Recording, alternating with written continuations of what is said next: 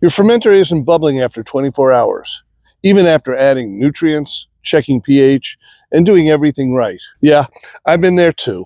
Here's what most mead makers and home brewers miss. The issue might not be your yeast or your prep. The real problem could be that $5 piece of plastic you thought didn't matter. And that mistake could turn your mead or beer into a total loss. Let's fix it right now. An airlock has one job. Let CO2 escape while blocking oxygen and bacteria from getting in. It's not optional. It's the difference between a clean fermentation and a ruined batch. There are two types of airlocks you'll run into at every home brew shop. First is the 3-piece airlock, which is my go-to for primary fermentation. It's cheap, reliable, and easy to clean. When Krausen clogs it up, you can take it apart, sanitize it, and reset it in seconds. It's like the Honda Civic of brewing gear. Basic, but bulletproof. Then there's the S-shaped airlock. Sleek, compact, perfect for long secondary ferments like aging mead or wine.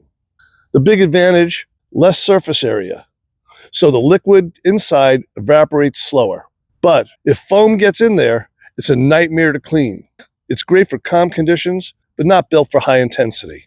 Now, what if you're making a big mead or a big beer, over 1070, or using wild yeast? That's where even the best airlock can fail. Not from pressure, from Krausen clogging the vent, trapping gas and blowing your lid clean off. The solution is a blow-off tube.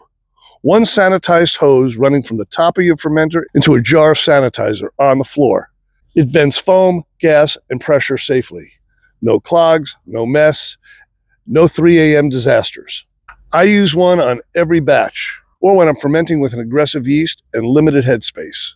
It takes 5 minutes to set up and saves me hours of cleaning or heartbreak. Now let's talk about those cheap hacks you've probably seen online. The balloon trick, loose lids. They probably work when fermentation is active and CO2 is pushing outward. But the moment that slows, oxygen sneaks in, fruit flies find their way through, and that expensive batch starts heading for the drain. So here's the simple fix. If fermentation is active, wild, or high gravity, start with a blow-off tube. If it's calm or aging, go with a 3-piece or S-lock. And if you're using a balloon or a loose lid, it's time to stop. Simple as that, just time to stop.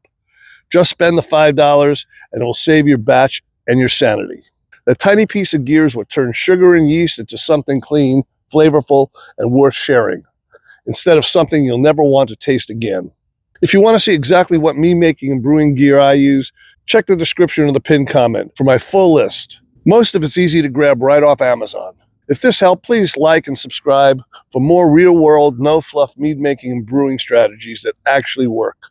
Also, check out my other videos and playlists over here. It will level up your technique and your flavor. Cheers, happy fermenting.